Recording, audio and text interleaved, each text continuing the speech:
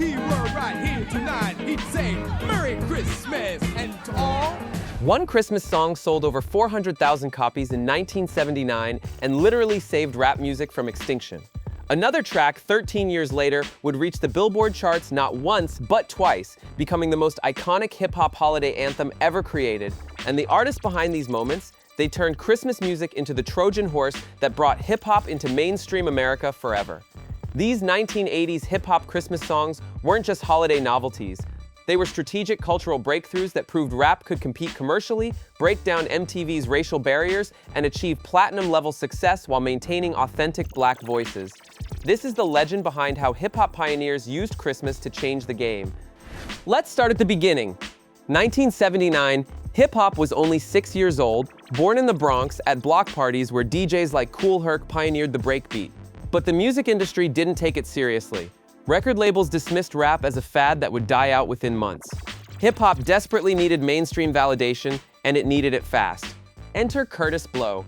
At just 20 years old, Blow became the first rapper ever signed by a major label. Mercury Records took a massive gamble, but they attached one critical condition to the deal. His debut single, Christmas Rappin', had to sell at least 30,000 copies, or there would be no second single. No album, no career. The entire future of commercial hip-hop rested on a Christmas song. What happened next was revolutionary. Christmas Rappin' didn't just meet the 30,000 copy minimum, it exploded. The song sold over 400,000 copies and eventually went gold. It became one of the first commercially successful hip-hop singles ever released. Kurtis Blow himself later stated, "Rap music as a genre gained its legitimacy as a commercially viable commodity because of the success of Christmas Rappin'. This wasn't just a hit song. This was the foundation that proved hip-hop could generate real money in the music industry." The brilliance of Kurtis Blow's strategy can't be overstated. By targeting Christmas, the most commercially important season of the year, he forced mainstream America to encounter hip-hop in their most sacred retail moment. Suburban families buying holiday music for the first time heard rap. Radio stations that never played hip-hop made exceptions for Christmas programming. The universally beloved holiday season became the bridge that brought hip-hop from underground Bronx culture into living rooms across America. This moment opened the door for an entire industry. Fast forward to 1984. Hip-hop was evolving rapidly, and the film Beat Street became a watershed cultural moment. The movie featured the Treacherous Three performing Santa rap. See, I got mine. Jingle, jangle, jingle for the Pope. And this wasn't just another party track. The Treacherous Three, known for their intricate, fast-paced rhyme style pioneered by Kool Moe Dee, brought sophistication and social consciousness to Christmas rap. Kool Moe Dee's verses critiqued capitalism and reflected the economic hardships of black communities during Reaganomics, drawing inspiration from James Brown's Santa Claus Goes Straight to the Ghetto. Beat Street itself served as a global ambassador for hip-hop culture. The film was instrumental in spreading hip-hop internationally, exposing audiences from Europe to Asia to the four elements of hip-hop: DJing, MCing, breaking, and graffiti. For the first time, hip-hop culture, including its Christmas expressions, was presented as legitimate art worthy of cinematic representation. This was a source of immense pride because it meant mainstream entertainment recognized hip-hop without requiring the community to dilute its authenticity. The message was clear: hip-hop could maintain its social commentary, its cultural voice, its black working-class reality, and still achieve mainstream success.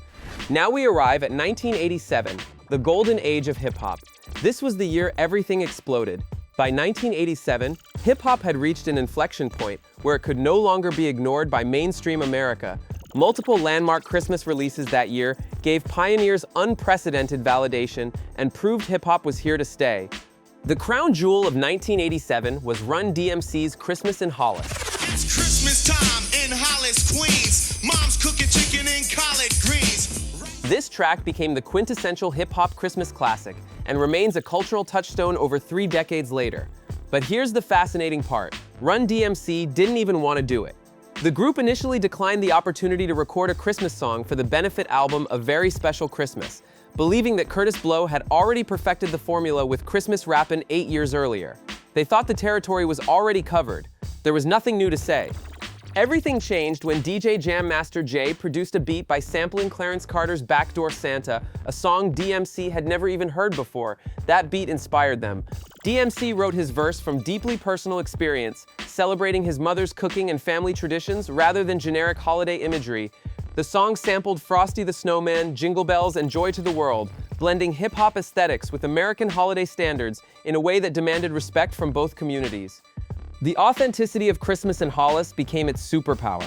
This track reclaimed Christmas from a traditionally white, commercialized holiday tradition and recontextualized it through the lens of Black working-class family life in Queens. DMC rapped about his actual neighborhood, his actual family, his actual Christmas experiences. The song reached number 78 on Billboard's Hot R&B Hip Hop Songs chart in 2013, years after its release, demonstrating staying power that transcended novelty. For a genre that had been dismissed as a fad, this longevity was transformative proof of cultural legitimacy. But 1987 wasn't just about Run DMC. Profile Records strategically released the Christmas Rap compilation album, one of the earliest full-length compilations dedicated to holiday rap music. Profile assembled this album to capitalize on Run DMC's success while showcasing the breadth of hip-hop talent during the Golden Age. The compilation was a statement. Hip-hop Christmas music was now a legitimate subgenre with multiple artists, diverse styles, and commercial viability. The compilation included Dana Dane's Dana Dane is Coming to Town. Dana Dane was one of hip-hop's emerging solo stars, and his 1987 debut album Dana Dane with Fame would become the first gold-certified album by a solo Brooklyn hip-hop artist. Don't push or shove it. You know when you've got it. When you have to rock it, the girl screams out, Lover boy, don't stop it. His presence on the Christmas compilation signaled that hip-hop's commercial breakthrough was accelerating. Individual artists, not just groups, could now achieve gold certification and mainstream recognition. The compilation also featured Sweet T's Let the Jingle Bells Rock. Snowflakes falling, relatives calling. It's Christmas, so have a ballin'. Rock with Sweet Tea. Representing a crucial moment for female representation in hip-hop.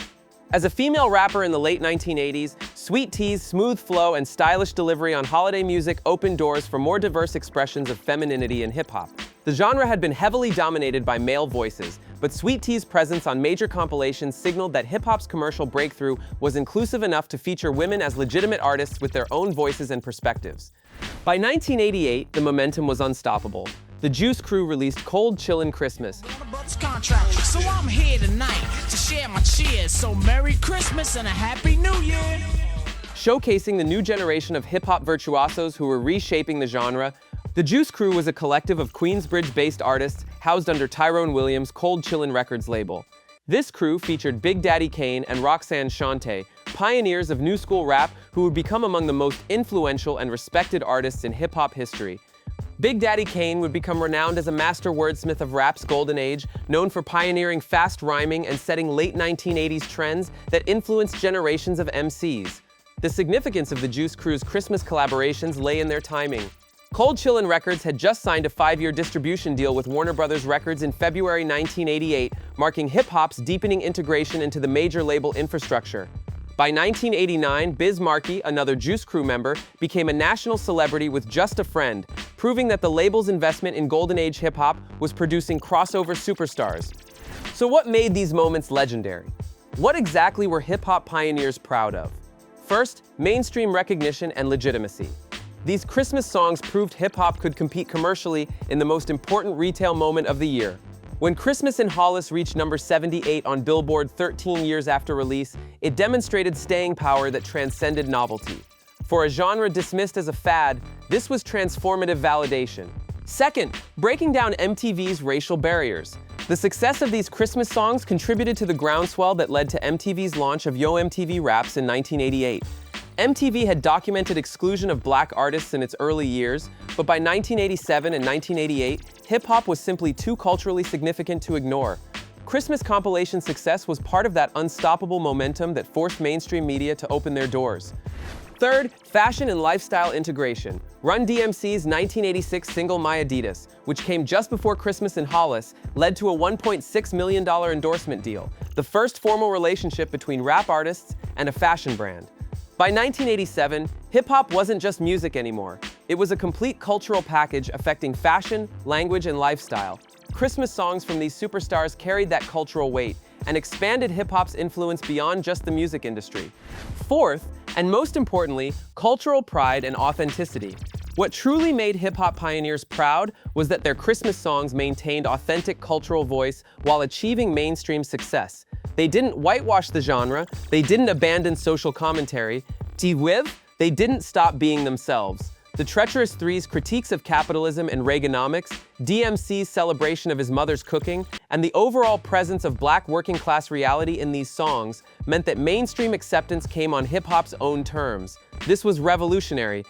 By 1987, hip-hop Christmas music featured prominent women like Sweet Tea, emerging superstars like Big Daddy Kane, established icons like Run DMC, and diverse sonic styles from the Juice Crew's sophisticated production to Spider D's raw street perspective on Ghetto Santa.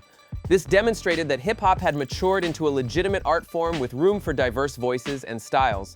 The genre was no longer monolithic, it was expansive, inclusive, and commercially powerful. Here's the broader historical context that makes this story even more powerful. The 1980s hip-hop Christmas songs arrived at a moment when hip-hop culture was offering marginalized Black and Latino youth a platform for expression, economic opportunity, and cultural dignity. These Christmas tracks showed that mainstream America would embrace hip-hop not as a threat or curiosity, but as a valid cultural expression worthy of integration into the most sacred commercial moments of the year. The pioneers were proud because their Christmas songs proved that hip-hop could survive commercialization while maintaining artistic integrity. They showed that hip-hop could speak to universal human experiences like family, generosity, and community while maintaining its distinctive voice. These moments represented hip-hop's transition from underground culture to global phenomenon, and Christmas compilations were among the clearest markers of that seismic shift. And here's something most people don't know. The real reason these 1980s Christmas tracks remain so significant isn't just their commercial success or chart positions, it's that they proved a fundamental truth about hip-hop, authenticity, and commercial success aren't mutually exclusive. You can maintain your cultural voice, address social realities, celebrate your community, and still reach the mainstream. That was the gift these pioneers gave to every hip-hop artist who came after them. If you made it this far, drop the word legend in the comments so I know you're part of the community. And before you go, check out our video on how Run DMC changed hip-hop fashion forever.